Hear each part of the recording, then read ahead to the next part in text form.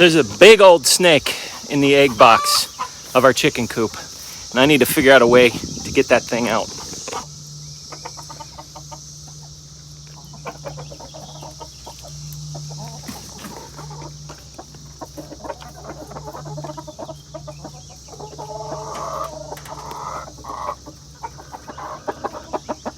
The dilemma here is that the snake is actually reaching through to the other box. So if I were to pull this box out, it's trapped in there. The other thing is that there's a chicken inside of this box right now that's understandably afraid to move too much.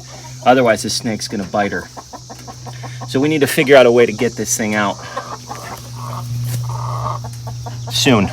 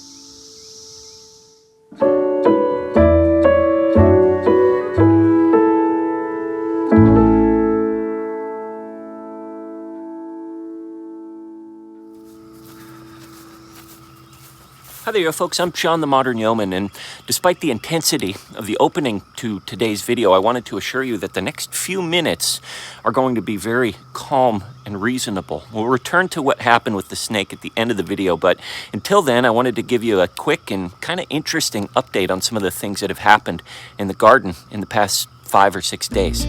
Let's go check it out.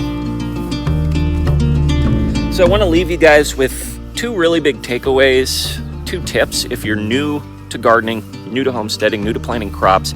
I'm new, and these are some things that I've learned in my very short time experiencing all of this that I think would be pretty valuable to you guys as well. So 2 things, but first, let's go through a real quick recap of what's happened. Last week, we finally broke down and got our soil tested after weeks of stunted growth in our plants, yellow leaves. We tried a bunch of different things and it just didn't seem like they were picking up the way they should. We tried watering more, we tried watering less, and nothing seemed to be working. So we finally bought one of those $12 soil test kits from Lowe's, and we tested our soil and we found out it has no nitrogen in it. So these poor plants, these poor transplants, the only nitrogen they had to live with was the stuff that came in their original potting soil and that was left over when we transplanted them. Not enough to thrive, and definitely not enough to start bearing fruit for us. In addition to finding out that we have no nitrogen in our compost, we also realized that we're on pretty heavy, thick, they call it hard pan clay that doesn't drain real well and that needs to be amended. So we're dealing with those 2 issues going into this. And so I'll admit, guys, I was pretty discouraged and almost embarrassed these past few weeks. Why is the garden not growing like it should? But now we have 2 issues that we know we have to overcome and deal with to get this garden growing and start producing food for us. That's what we really want here at the end of the day, is food from our garden. So we did a couple of things. As you saw in the previous episode, we added organic blood meal, we added some Epsom salt, And after the video, I added a very quick shot of organic liquid nitrogen fertilizer. And it seems like all of these things seem to have contributed to a pretty rapid bounce back on these plants. You'll note how much greener a lot of these plants appear. I'm thinking of things like the squash here. When I filmed this just 4 days ago, this was straight yellow squash, but now look at it, it's almost completely greened over. Just a few little band-aid fixes seem to have made quite a bit of difference. We also, as you saw in the opening, I've been adding hay to the top of the beds. I think that's helping to improve the biological environment underneath it, maybe encouraging things like worms and stuff to grow. So what do we got? We've got a band-aid fix. This isn't sustainable long-term. Long-term, we need to think about things like creating our own compost here on the homestead.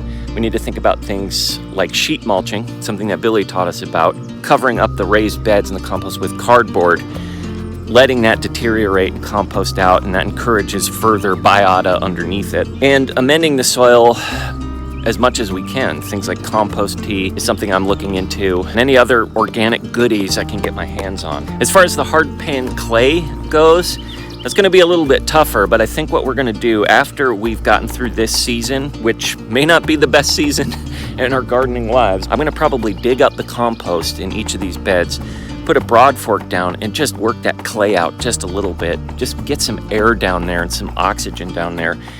And then encourage some of the amended compost to kind of go down a little further and spread some of that biology down a little bit further into the soil, which should hopefully set us up for success in the years to come. I should also note that we have some rock stars here in the garden.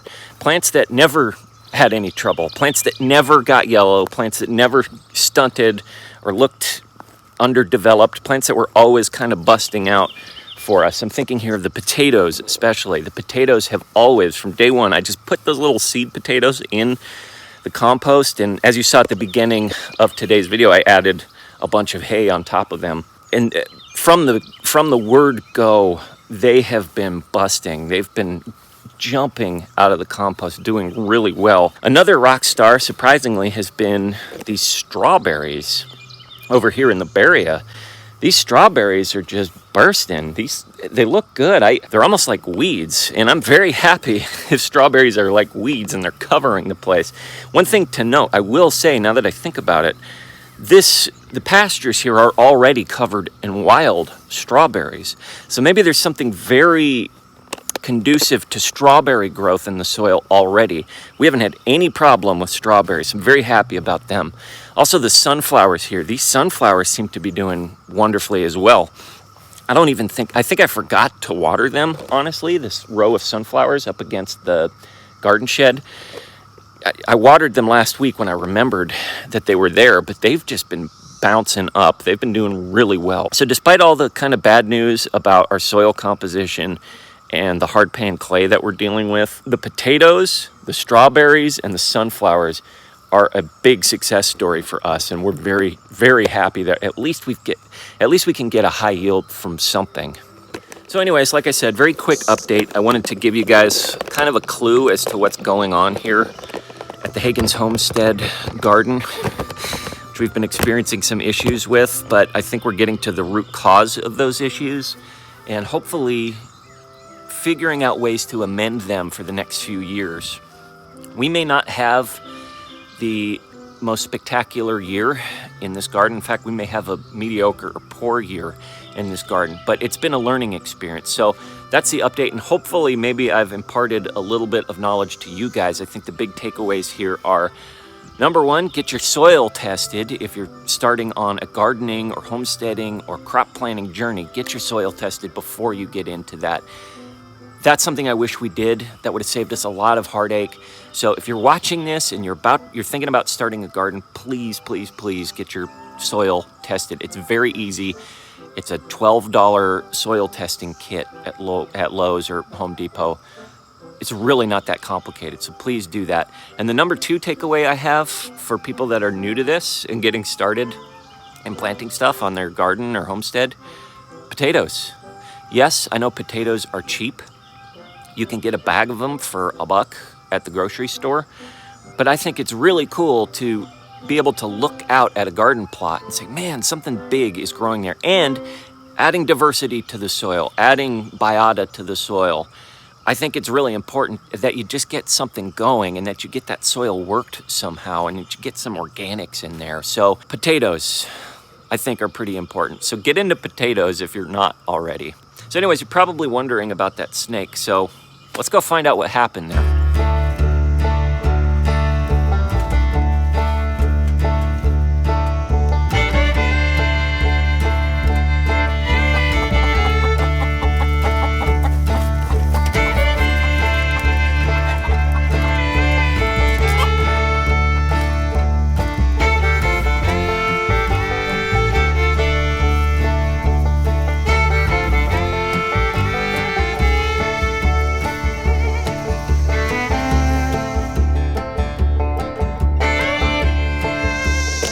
Okay guys, I'm gonna try and yell over the drone of the cicadas up here in the trees. Hopefully you can hear me. So it's been a little while since I took care of the snake. It is in a place where it will no longer be a threat to the chickens or the eggs. I don't know if you saw when I was removing it from the egg box, but that snake had already swallowed 2 eggs and that were in its belly, in its long intestinal tract. By the time I pulled it out of the box and it was working on its 3rd egg.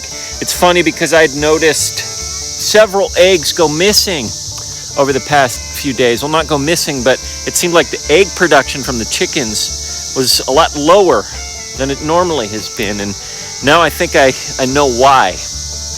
I know where there's 1 snake, there's a potential for 2 or even more snakes. But like I said, this one will no longer be an issue for the chickens. I should note here that I believe it's illegal to kill snakes in my particular jurisdiction, Tennessee.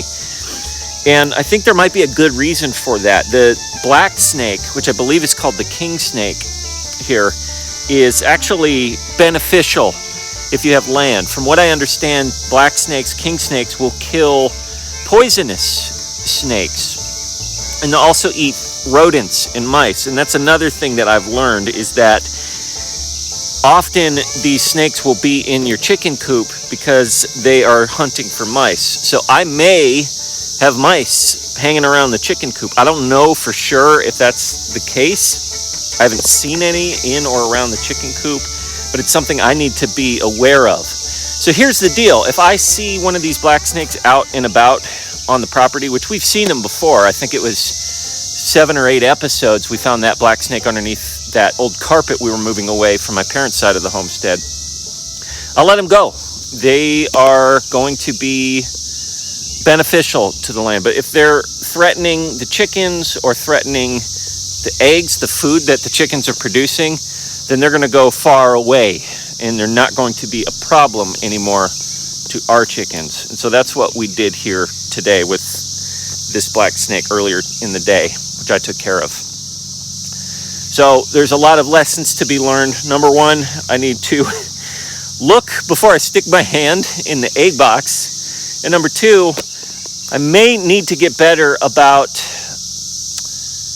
coop protection, about maybe protecting those egg boxes a little more from snakes. It might just be something that's just inevitable, and I just need to be cautious when I go in there. But I tend to think that there's a way to prevent snakes from bothering my chickens in the future. Either way, it wasn't a pleasant sight to see that big, gigantic snake sitting in the egg box, but it's gone now. It won't be a problem, and hopefully it will continue to remain away from the chickens.